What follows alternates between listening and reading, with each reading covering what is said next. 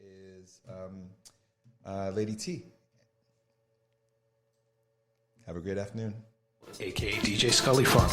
Every Sunday afternoon, my partner Gary, AKA DJ Gaza Taylor, and I choose a theme and play our favorite songs that fit that theme. Tune in right here every Sunday from noon to 2 on iLive Radio.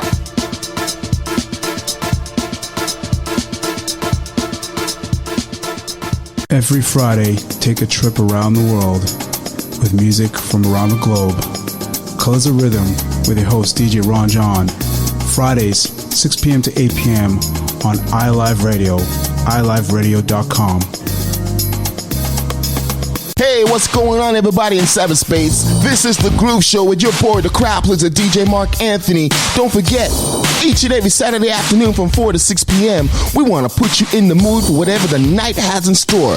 I'm playing only the best feel-good, party rocking, body-shaking music from funk to soul to reggae to R&B, house to salsa, and much, much more. We call it The Groove each and every Saturday from 4 to 6 p.m. Keep it locked. It's the crowd pleaser, baby. You know how we do. We'll see you on the air. Peace.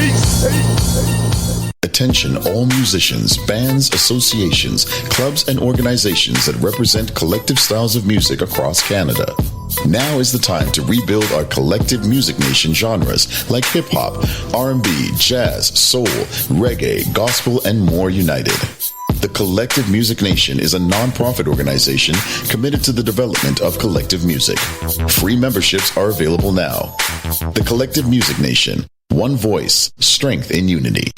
Core Platinum, an organization where Indigenous and Black business owners can network, promote, and grow their business.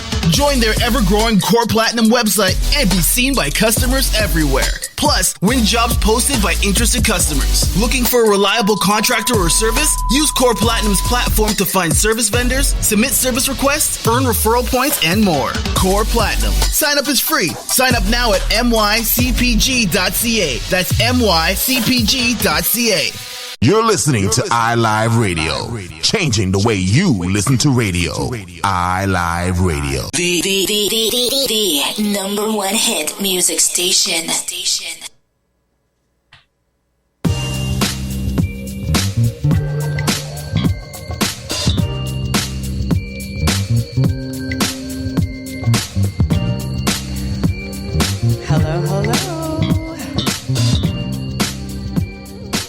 Hello, everyone. Hi, everyone. Hey. Welcome to the Sunday's edition of Womanhood. Thank you for joining us today. Really appreciate it. How are you doing over there, Tina Nicole? I'm doing wonderful. How are you? I am blessed. As you can tell, I am in the studio today. Decided to come with Son of Man and be one with the studio. So back in my original stomping grounds, which is great. Awesome. Yeah, it's really good. So it's so funny because I knew you were going to be in the studio today and I see, like a little shocked. I'm like, wait a minute. Okay, I had to catch myself. So I'm used to see the beautiful background and the lighting and all that good stuff. Yes, so. I love the background, but yeah, no background today. But it's all good. Still a beautiful background. We got all of absolutely. iLive in the back. Exactly. It's all about iLive. So very happy to be here today. And today our topic is, well, actually, it's part 3 or 4 of our self-love series? This is part 5. We have one more. Really? Yes. Why do I think there's 2 more? We have one more after this. So this is part 5 of our self-love series. And today it's a really good one. It's honoring your uniqueness. So I can't wait to get into talking about what that means, what that looks like, what keeps us away from honoring our uniqueness. So really good stuff to dive into today. Yeah, I know it's an amazing topic. And it's pretty much just going to be like one of our sister conversations that we love to have so much. We have no guests today. So it's just pretty much me and you talking about this amazing topic. And I'm sure people are going to enjoy it.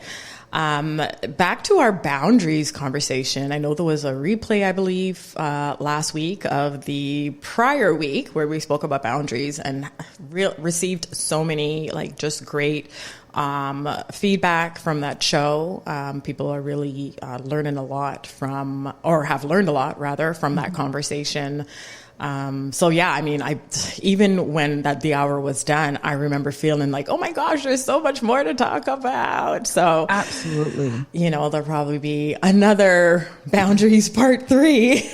Yeah, I think it's needed. Like even for myself, like I read a bunch of books, and of course I haven't been able to read through a lot of them in one setting because I'm doing research and I'm kind of pulling information.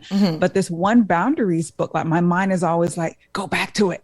Go back to it. Go back to it. Because there's so much valuable information that I've learned from, speaking with Krista last week and the week Krista. before. Hey, Krista.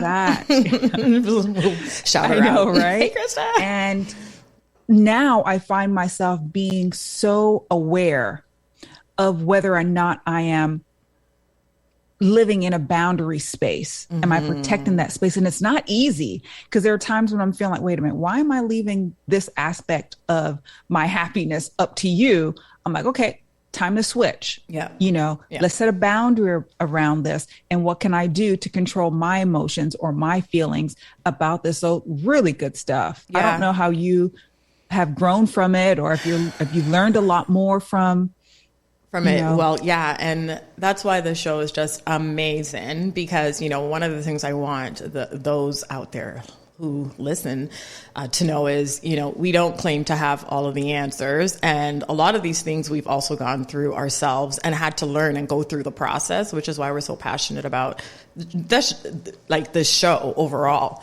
But I still learn so much, even though I believe I do have boundaries. When we are preparing for the show, I learned so much more about, maybe that boundary over there, I can kind of tighten up a bit, or that's another part of it that I never really thought about. Maybe I need to put a boundary in place for that. Like it's ongoing. Learning is ongoing. It's continuous. We're always going to learn until we're no longer here. So, I just want those who listen just to know, we're all on a path of discovery. It's a lifelong path. And, thank you for coming along with us for the ride.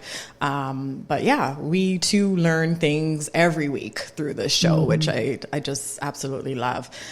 For me with the boundaries, I remember after we finished that show and we had a quick little chat, there was one thing that I thought was really important to mention. And that was, trying to bring it back to my mind now. Remember when I had asked you, okay, say you are in a relationship with someone and you have a boundary and that boundary goes against their boundary, then what do you do? So we actually had a quick little call with Krista and we were like, what do you do? Because it does happen. And her response was, do you want to say? Yeah, the response was, it really kind of goes with what you can deal with. What works for you, right? And it's what we call deal breakers. Yes. Is it a deal breaker? And if it's not a deal breaker, you can work around it. But if it is a deal breaker, you might want to consider moving forward because it's not serving you the way, you probably would like it to. But if it's that deal breaker, it's probably not going to turn out well in the long run. Well, yeah, it's a very difficult situation to be in because if that's your boundary and that's their boundary, which is against your boundary, then, nobody should be put in a position to have to change what their boundaries are because we've put those boundaries in place for a reason, right? So for me, it was like, okay, well, I guess that, would probably be a defining point in the relationship for sure. And I've been in a situation like that, same exact thing. I had a boundary, it was against that person's boundary, and it was like, okay, I guess we can't go any further. Right. Because you have to consider in that situation, a boundary is a value thing, right? It's something that you hold very dear to you. It's valuable. So could you imagine someone taking something that's valuable from you, how that would feel? True. If they're constantly violating that thing that you value, that would create that resentment. Exactly. Right? Yeah. And you know what happens when you resent someone for a long period of time? It's going to explode and it's not going to be a very good situation in the end. So understanding and knowing what your boundaries are. They change, they can change. They could, you can pull some back, you could, add some more, but it's an ever growing thing. And Tanis, you said it perfectly. We're not perfect in this journey. We're all growing, and what worked for us yesterday might not work for us today. So but true. As long as we could stick with, our core values, understanding those, we should be on the right path. Yeah, absolutely. And I love when you said that just now. Today's today and tomorrow's tomorrow. And as we learn things, it can change. Things can change. Our perspective on things change. My perspective changes every week, I think, when it comes to something. I'm like, I never really thought about it that way. That way, exactly. But now and you that grow. I think about it, you grow, you evolve. And that is life. And, there's this kind of thing out there that it's this unspoken yet spoken thing, depending on who you're speaking to, where it's almost like you're not supposed to change and you're not supposed to evolve and you're supposed to, remain the same. And I think, down to our core, there are some things that are definitely there. That's our foundation. But then outside of that, it's anything. It can be anything because it's all about what we experience as we go through this journey called life, especially as a woman. So, great. Absolutely. So, what have you been up to this weekend? Nothing spectacular. I've just been really working on updating like my personal Facebook page and updating my bio and all that good stuff, getting ready to take on some new clients when we get back from our vacay. I'm just kind of preparing and updating some information because some of the stuff on there, my business Facebook page, I swear I haven't changed anything since 2018. Wow. I'm trying to get with the program. Get with the program, girl. Get with the program. Yes. And for those who don't know, we do have a Facebook page, womanhood.ilive. That's where you can find us, and we have to probably do a better job keeping that up. But I do post in there every so often, but I would like to post a lot more. So come on out and join us on our page, and we're working on a group where we'll have our shows within that group as well, and just kind of post things that we can just talk about in between our shows every week. Yes. Which would be wonderful. As for myself, this weekend, I went to celebrate my aunt's 65th birthday last night. Such an amazing time. So happy anniversary, Auntie. No, happy birthday, Auntie Grace. Happy birthday, Auntie Grace. Auntie Grace she's not a blood aunt, but nonetheless, still an aunt. You know how it goes. And I've known her since I was about maybe 2 or 3 o'clock. Met her through my daycare friend, Georgia. Shout out to Georgia if she is listening to the show right now. And we kind of married our parents so we can have the friendship that we wanted to have. I like that. And we discovered that we lived in the same building. I lived on the 2nd floor. She lived on the 4th floor. So I was always at her house or vice versa. And we just grew up, and still to this day, from daycare to now, still like just the greatest of friends. That's awesome. Yeah. So, family comes in all shape and makes and colors. And I definitely consider them my family to the core. So yes, happy 65th, I guess I could say that, birthday to my aunt, and I hope you had a wonderful day. It was a great party. I danced. I had a good time. The food was great. I definitely got to do it again. That's good. So even though it's not blood family, but family's where love is. So if you're finding love there, it's fam. Yeah, family is what you make your family to be, right? Yeah, absolutely. So really excited for that. And of course, as you mentioned, our upcoming trip to Dubai next week. So really excited about that. We have to figure out if we're going to be on air or not. We're not sure. Let's see. We'll figure it out. But definitely looking forward to that trip. Our first trip together as siblings. Yes. So that's going to be exciting. I haven't started packing or anything yet, but I'm going to throw some stuff in my Me neither. I looked this week, start to organize it. Yeah. I looked at my empty suitcases in the storage room yesterday, and I was like, should I bring you up? just start putting like a few things in, because I'm one of those last minute packers. I literally will wait until the day I am going away. Okay. And start packing, or the day before, and like just start throwing things into my suitcase. And I really don't want to do that this time. I want to be a little bit more prepared because you're so far away.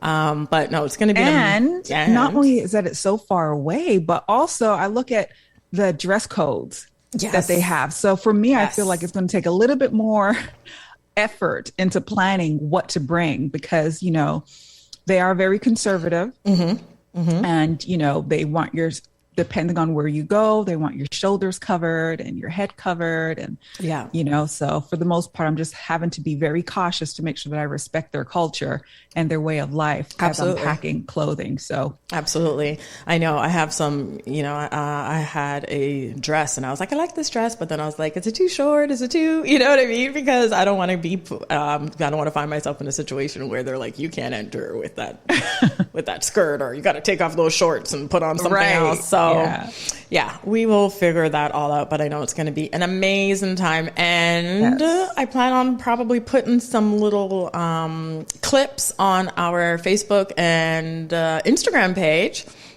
On Instagram, we are at womanhood.ilive as well. So that's both for Facebook and for Instagram. And I'm thinking, we could kind of put some clips of our time while we're there. I think that'll be fun.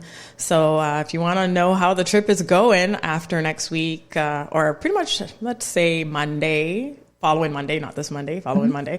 Yeah, tune in to our Instagram and our Facebook and see what we're up to while we're there. Yeah, I think it'll be good. Okay. All right. Well, with all that said, let's start to talk. Dive right in. All right. So one of the things that we're going to talk about is the influence that social media has on us accepting who we are and loving our own uniqueness. Many of you probably already know we are in a filter society.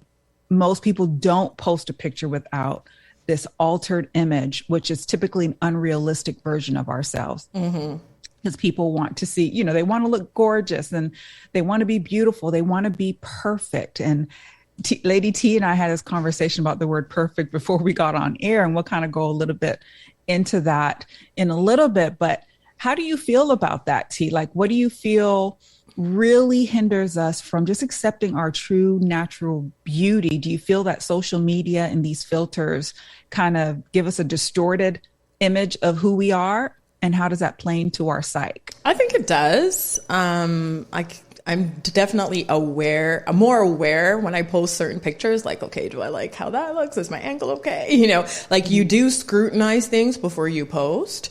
And I'm not hardcore about it, I would say, but I do like a nice smoother looking picture versus a rough looking picture. So, sometimes I do throw on that smoothing filter. I try not to over filter because to me, it's very obvious when people over filter. And I don't like how that looks. It's like, okay, you look plastic or you look like a doll. Like, it's just, it looks distorted. I don't like it. Right. So I try to keep, when I do filter, very, very basic. I'll just use like one filter and that's it. But yeah, I can see the pressure that's out there, especially with everybody doing the same thing, like even when you look at certain celebrities, all their photos are filtered in some shape, way, or form, right? And now it's gone beyond filters where you can change the size of your nose and your eyes and your lips and your cheekbones and all sorts of stuff, right? Like you can look like just somebody who you're absolutely not. So it's, how do I feel about it? It would be nice to not have to feel the pressure to have to do that, which is, I guess we'll talk more about that as we go. Yeah. But it's kind of the reality. Yeah, it's not. It's really, it's easy for me to come and say, because I had to do some research to really understand the serious effects of it, right? Because let's be real, we all want to look beautiful. We all want to look like the women on the magazine covers, right? Yeah. Just picture perfect. And these filters help us live in that imaginary world. But according to research, that's actually creating a lot of dissatisfaction with our own natural selves, from body image issues to increase in even teens as young as 13 going to get surgery to alter their face. And they will take pictures of their photoshopped or filtered self to the surgeon and say, hey, I want to look like this because I want to look like this all the time in my selfies.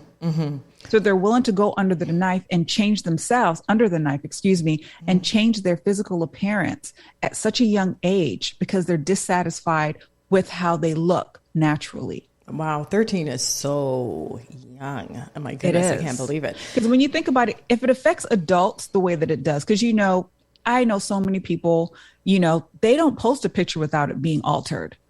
you would not see an unaltered picture. They live by it, right?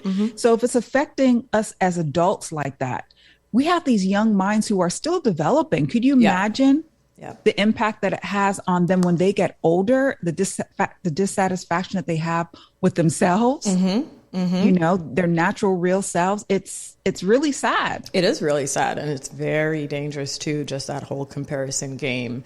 And just not being able to feel comfortable in your own skin and accept, you know, who you are and know that that in of itself is enough and it's beautiful. So yeah, it's really unfortunate. And, you know, a lot of it has to do with the things that we see out there, not just on social media, but even like in the TV shows we watch. So for instance, you know, I always have to kind of mention them because they are social media, but you look at the Kardashians and then you have Kylie, who was very young when she started going through her stuff, you know, changing her lips, changing all the other things that she changed, and then denying that she actually had changed anything, that she just kind of grew into these features. And she denied that for years before it was like, okay, girl, stop lying. Like, we know you have had work. And I believe she was probably like 15 or 16, right? So she was very, very young. So she's in that early teens. And I remember having the conversation with my daughter at that time. And I said something about her being plastic, referring to Kylie. And she goes, no, she's not. It's natural. Like, she believed what she was. Yeah. And then, you know, kind of comparing herself against this whole new norm, you know, because I mean, let's be real. They've kind of created this new norm that's plastic. It's not realistic. And they've taken that norm from another culture and kind of created it to be what every woman should aspire to look like if you're considered beautiful. So when you have images like that on TV and in the magazines and on social media, I can see how that can penetrate a young mind. And it's not just young minds, because adults also, you know, compare themselves to these people as well. Yeah. So, and the sad thing about it, there's another statistics that says that 80% of girls compare themselves to other girls online. Yes. 80%. 80%. Wow. So that comparison trap is deadly because it often causes these young women, and I would even say adults, to do things to themselves that is harmful. More harmful than good. More harmful than good. Yeah, absolutely. In this article that I read from Healthline, it's a really great article. It is called How I Learned to Stop Comparing Myself to Others. So this woman decides to go on this journey because she realized in comparing herself to others, it was just doing her a complete disservice. But I like what she says here when she says, sometimes these comparisons can actually be helpful. Okay, pause there for a second. Okay. They can give you a blueprint for improvement and inspire you to change, if that's what if that's what you desire to do. Other times, they can be a means to pick yourself apart and see everything that you think is wrong with yourself. And I think that 80% is probably going more in that direction than the part in which you say, okay, you know what? I'm inspired to actually just maybe change the way I dress a little bit more because I want to, dress a little bit more like this, or maybe change my makeup so I can look, have this look or bring out this feature that I have, right? So you could use it to be inspired, but unfortunately, that's not the case a lot of the times when it comes to comparison. Yeah, it is. It's because what happens is social media makes you unhappy with who you are. That's why you go into the desire to alter what you look like. Yeah. So you look at your natural self and you're like, oh, I don't like this. Let me change this. Let me change that. Then you start playing this game. Then you make this perfect image of what you view as beautiful. And you want to put that out there. But that all the while, the real you is back here and you're happy with the real you. You're dissatisfied and you're constantly finding, what can I change? Kind of like what you just said, what can I change? And you can actually become obsessed by it. Yeah. There are people that, they're constantly trying to tweak this, tweak that, change this, especially the wonderful art of contouring nowadays could do a lot. Oh my goodness. Yes.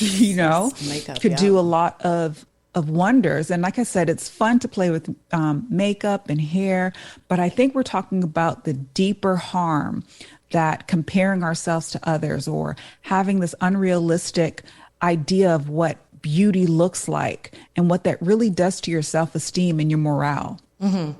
Yeah, no, absolutely. It can be quite debilitating. It can cause anxiety in people. It can cause depression in people because they just don't see themselves reflected in society.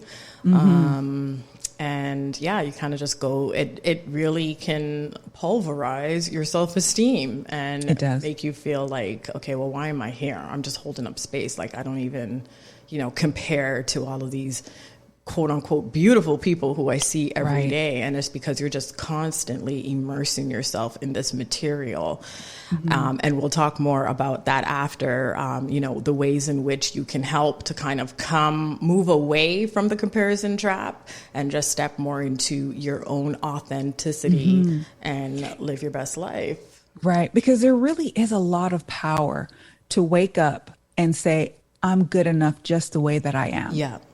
I don't have to alter anything. There is real power to be able to do that. As opposed to the alternative, which is I wake up in the morning and I don't feel good enough. So now I feel like I have to do stuff to make myself feel good enough, right? To the world. Yes. And I know some people, I met this young lady, it was many, many years ago, beautiful girl, just naturally gorgeous. And her boyfriend used to complain because she would always wear makeup. He never saw her without makeup. And his complaint was the pillows would always have the dark brown makeup on it. Right. And when I say I can tell beyond the makeup that she was just naturally gorgeous, but she felt that she had to put this layers and layers and layers of makeup on to the point where she would wake up first thing in the morning, go in the bathroom, lock herself in the bathroom, wash the face, do a full face, and come out and start her day. Wow. That's a lot of work. It is a lot of work. That's a lot of work. Yeah. And the truth of the matter is, the guy she was dating at the time, I know for a fact, he just wanted to see her natural beauty. And I'm confident he wouldn't have loved her any less. Yeah. If she didn't have a speck of makeup on her face, but in that space, what she was doing, she is operating in a space of anxiety and fear and lack of self-love. Yeah. And what I'm hoping by the end of the show today is that we could really get a better grip on what it means to love self. And once again, we're not saying don't put yourself together. That's not what we're saying. Yeah, no, not at all. But if comparing yourself and if you are unable to post a picture without it being filtered because you feel like you're not pretty enough or you're not good enough, we want to turn that around on its face and say, you know what, this is me. Sometimes I like filtered images. Other times, not so much. I remember I did a recent photo shoot the other day and I was like, they just filtered my face, airbrushed it. I was like, I don't even look like myself. You look like somebody else. You look like somebody else. Yeah, I look like somebody else. It didn't feel authentic to me. And you already know, I try to focus and stay in a space of authenticity as much as I can. Like, that's kind of where I thrive. Yeah. So when I saw that picture, I'm like, I'm not even I don't want to post this. It was too much. And it didn't feel like me. And I felt like I was being a fake. Yeah. Yeah. And some people are fine with being fakes, but not everybody. I know you're not. And I definitely am not. I really believe in living in my authenticity every day. I think it's important. And it just brings me more to me, because I know that there's nothing wrong with me. So it just brings me closer to me. It makes me realize on a higher level who I am and, like what I'm about. So I'm fine. Like even today, usually, I'm a little bit more dolled up. Maybe I'll have some lipstick on or whatever. And I was like, today's just not the day for me. Girl, you are beautiful. Thank you. See, that's what I'm talking about. Thank you. You should be able to come on here done up or done down. Done up or done down. And it's okay. There's no shame. Yeah. There's no shame. This is me. Hey, the old saying, love me or leave me alone. Yeah. Right? No, it's so true. And I think one of the things people need to remind themselves of especially when it comes to social media, what you're seeing 99% of the time are people at their very best. So oftentimes you're probably comparing yourself in your average state, quote unquote, to these people who are in their very best. That's not how they walk around all day, every day. You know, they also have a face that looks probably a lot different than the ones that they're posting, right? Mm-hmm. So in essence, there's really nothing wrong with you. You know, you're comparing yourself to something that in that moment is not a realistic standard to judge yourself against, nor should you ever even have to judge yourself against other people. You know, just do you. Just do you. Right. Exactly. So while we're still on that area, I know I'm watching the time. There's something else that I noticed, you know, after doing some research that I thought was quite interesting, is that when Black and brown people post pictures and they use filters, they tend to use filters that lighten their skin more when you're on the darker spectrum. Ironically enough, when you are Caucasian, oftentimes they tend to use filters that darken their skin more. But I kind of want to touch on the dark to lighter, because that's something that in our culture, being, you know, Black females, that for me, when I grew up, dark was not considered gorgeous. True. It was not beautiful. You know, remember the old paper bag test, right? Yeah. If you were as light as a paper bag, you're good. If you're darker than a paper bag, you're considered ugly or not good enough or unattractive. So even in 2022, we're still dealing with that dynamic. You know, although I would have to say that we're a lot better than we used to be. I believe so. But when it comes to the filtering, they tend to use filters that slightly make them a little bit lighter as opposed to closer to their natural skin tone. Very, very interesting and very, very unfortunate. And to be honest, I think some of that is subconscious. You know, it is. I think it's subconscious. Like, okay, I like how I look, you know, in this tone. Exactly. More, not realizing that maybe what you're saying is you're not quite appreciative of your dark skin in the way in which you hit it right on the head. Yeah. I mean, you couldn't have said it any better. Yeah. It is subconscious. You Very know, much so.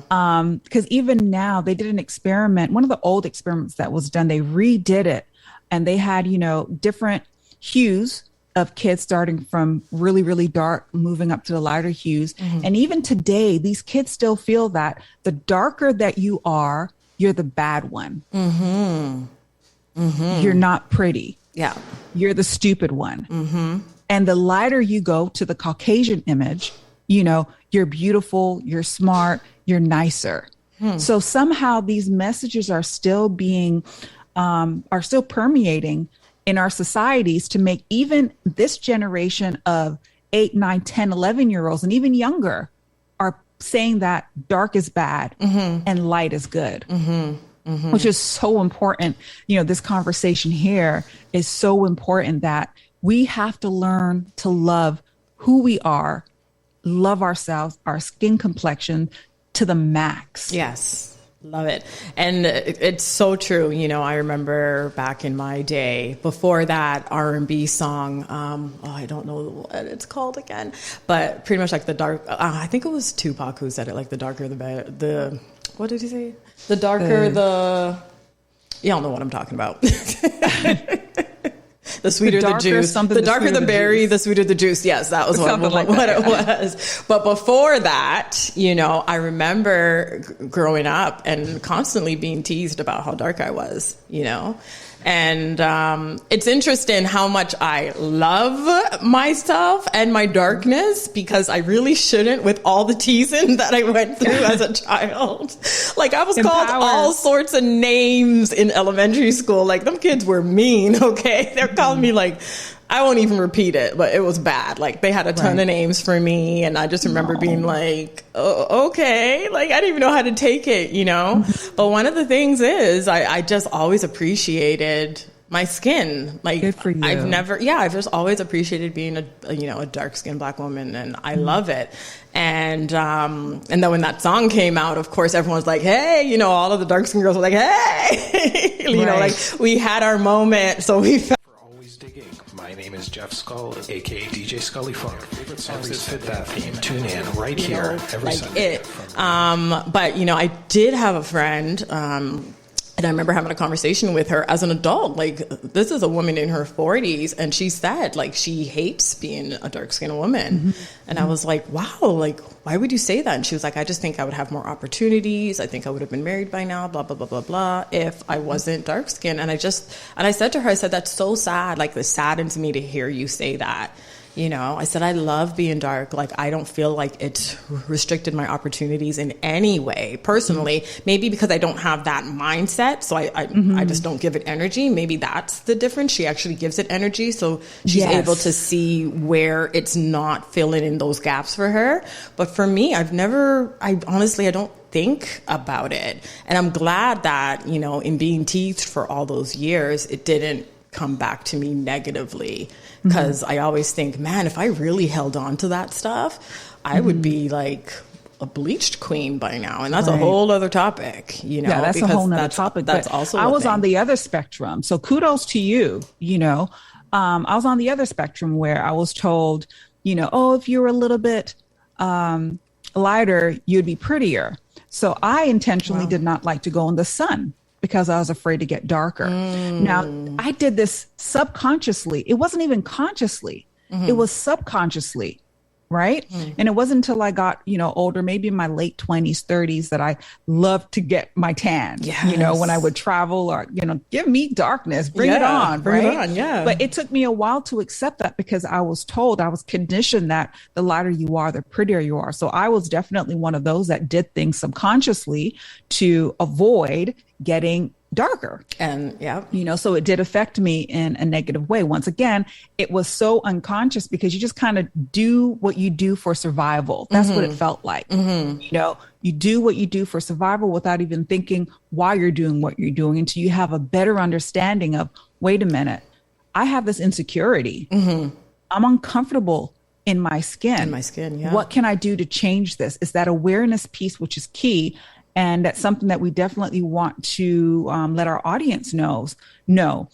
Awareness is power. Yep.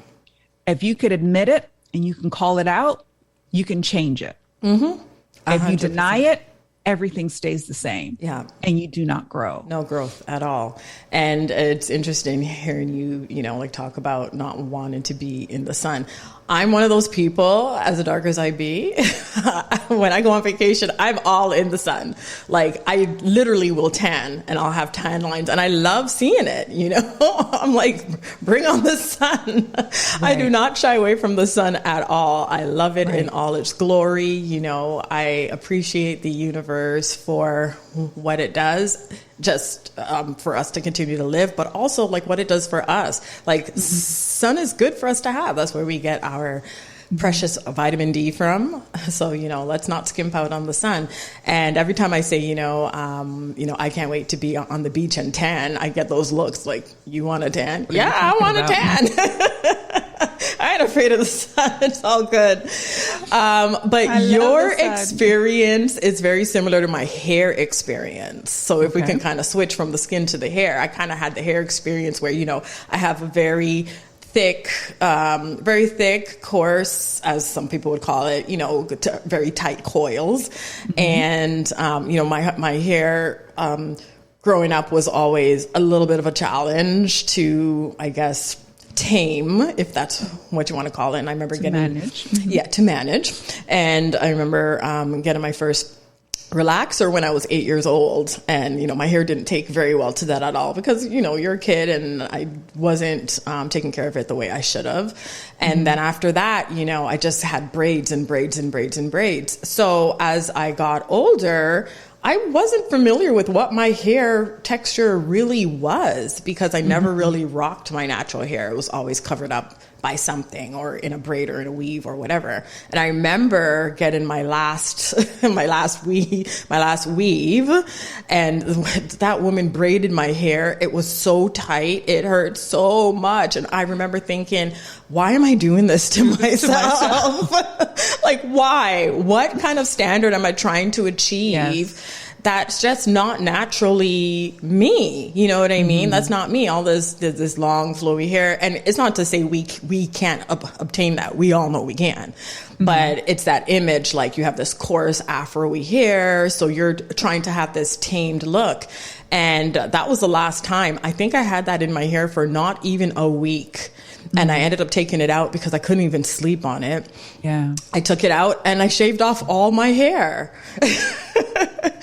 So, you know, as a woman, we do go through these things, and a man had nothing to do with this one. So, you know, I was just done. I was just done with these beauty standards. I was like, no, like, there's nothing wrong with my hair. I have to learn how to embrace my own hair and my own naturalness. And it took me on that, you know, quote unquote, natural hair journey, shaved it off, had a little furrow for a while, and then I started to grow locks. And I had locks for 10 years. A lot of people don't know that. Until one day I was like, okay, I'm done with this too, you know?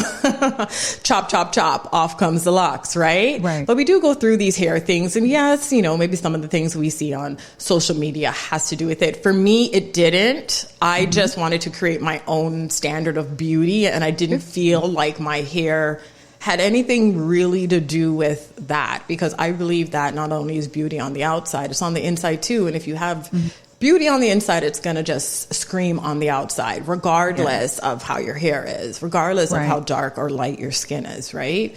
So you don't have to... Go ahead, sorry. No, go ahead. So you don't have to? So we don't have to emulate what other people are doing. If we just could learn to love ourselves a little bit more and appreciate what it is that we already have going for us on the inside. Yeah, just be okay with you. Sometimes the phrase love yourself a little bit more can be so obscure, right? What does it really mean? That's true. That's true. And I think a good way to say it is be okay with you. Yeah.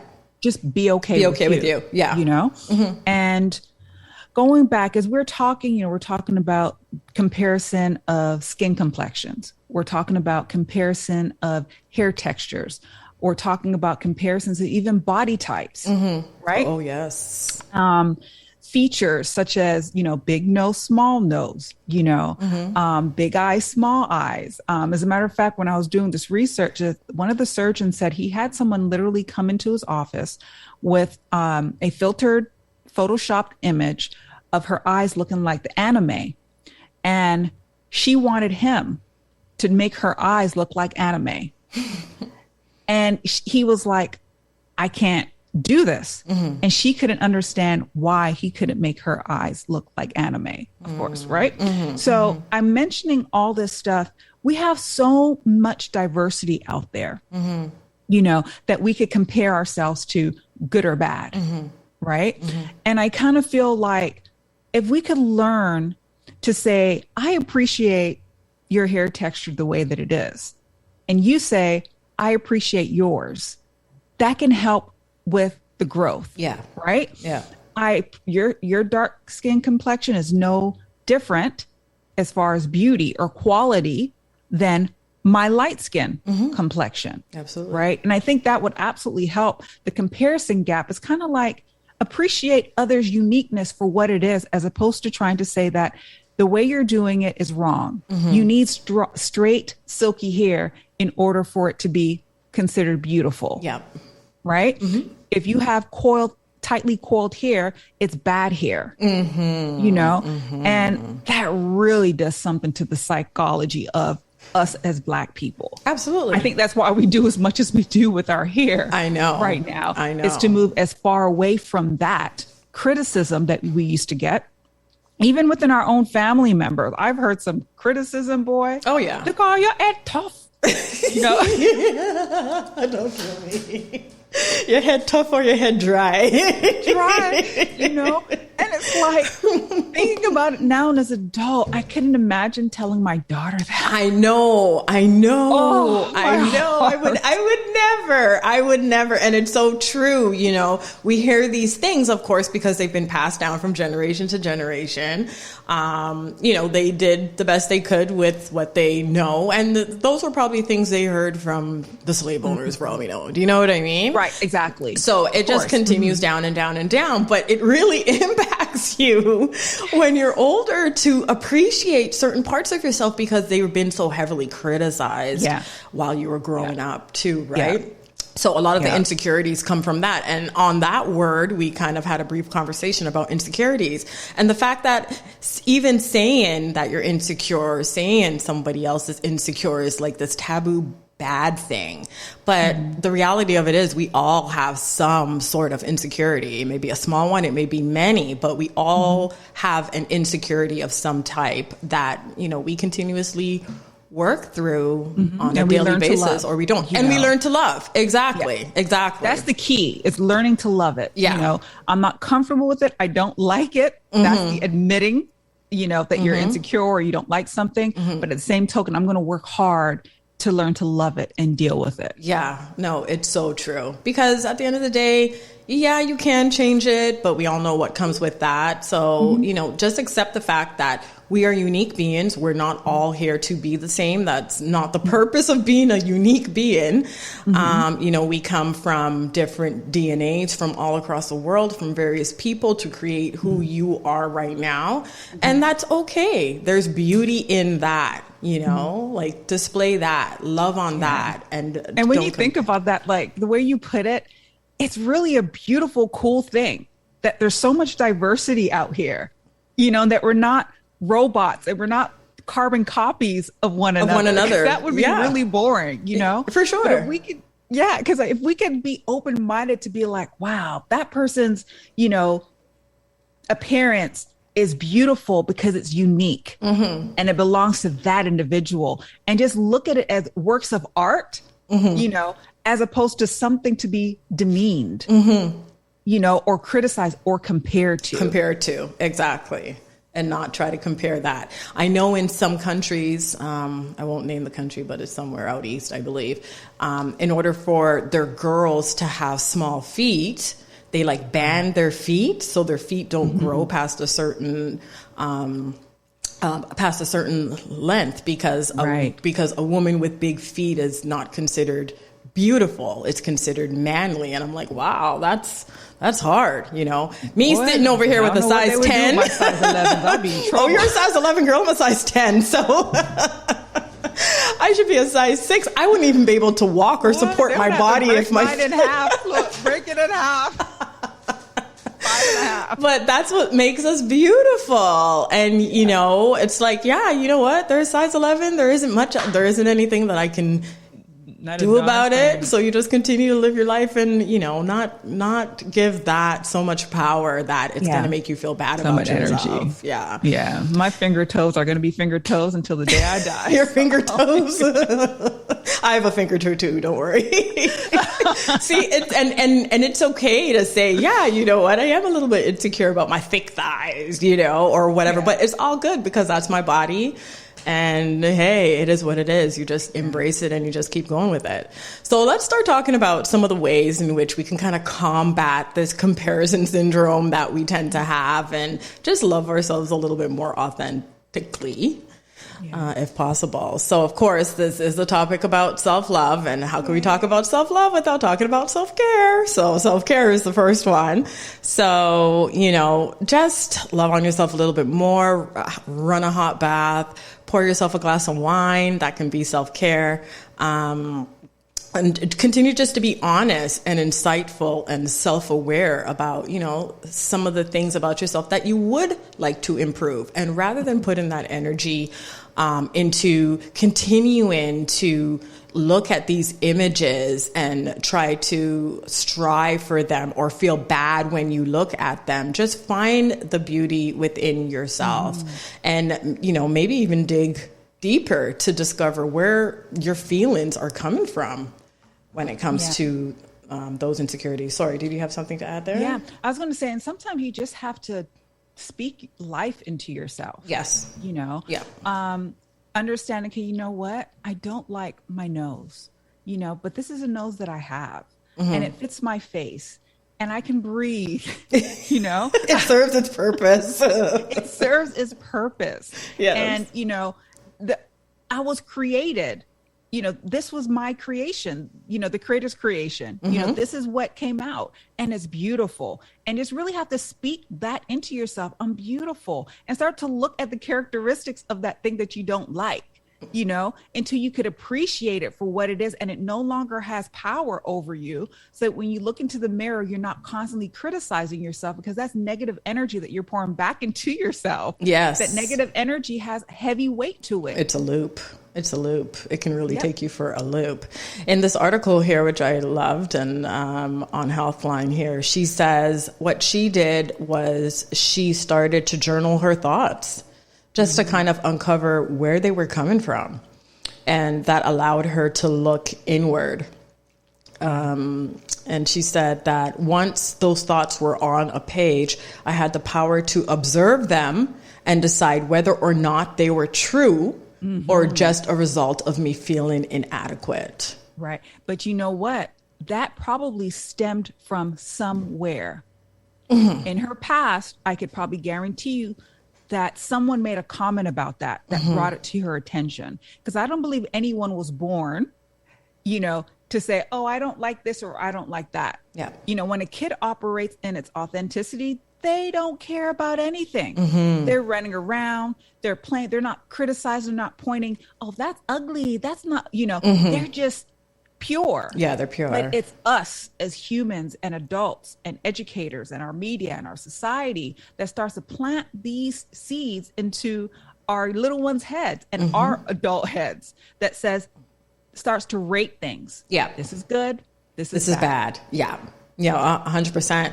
She said in being able to do that, she was able to unpack the thoughts and decipher where they may come from. So that's how you go about doing that. And she said it was incredibly freeing.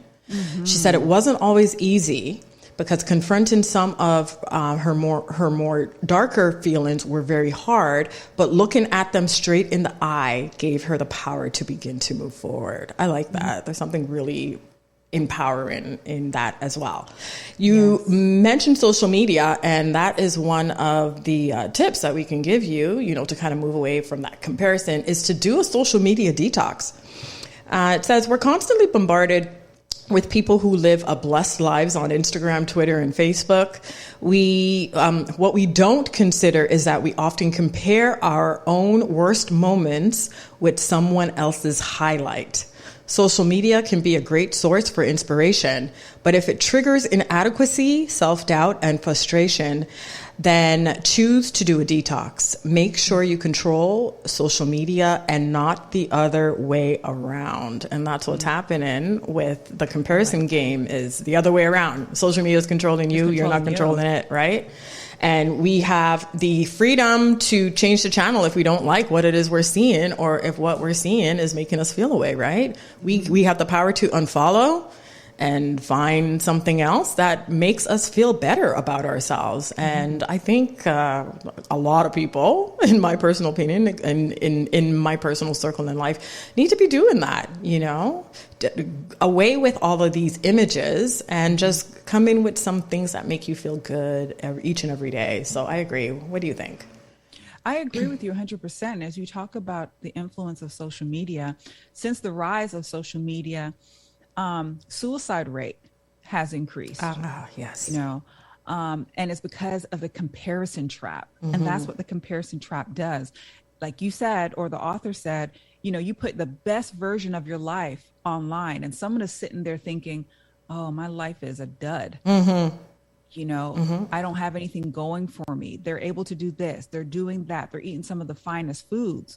But the truth of the matter is, they're just highlighting, like you said, or like the author said, some of the better moments in their life. And we're looking at it as though they're living that type of life every single day. And then we start to feel bad about ourselves. Our self-esteem goes down. Our depression goes up. Anxiety goes up. And before you know it, you're in this vicious cycle of not feeling good enough. Yep. Yeah. Realize that you're not perfect is another one. There will always be someone who's richer, smarter, and more attractive than you. No one is perfect. Trying to be perfect is not the solution. So instead of getting down on yourselves for your flaws, quirks, and imperfections, and we all have we are imperfect people. I just want to stop and pause there. We are imperfect people. That's who we all are. Accept them fully. I would say that we're perfectly perfect. We're perfectly perfect. Yeah. Imperfect. We're perfectly imperfect. Absolutely. Right? Because there's no such thing as perfection. And that's deception. That's the deception in that word, is that we're striving for something that's unattainable. Unattainable. Yeah. It's unattainable. Yeah. And that's how this ends off, was by saying, free yourself from embracing the fact that you're perfectly imperfect. So they said it right there too. Yeah, we are perfectly imperfect. Absolutely. Turn your comparison into inspiration. So we tend to compare behind the scenes with someone else's big moment. We tend to focus on their success, not on the thousands of hours that they've spent preparing and working for their achievement. Instead of letting other people's triumphs get you down on yourself, let them open you up to possibilities. Let them be inspiration for what you can be, do, and have in your life. And I have a personal story with that. I know we have 6 minutes left, but I have a personal story with that. I remember before I became a nurse, and I was there, and I was like, should I go into nursing? I don't know. I'm kind of going around, but I really didn't think I can do it.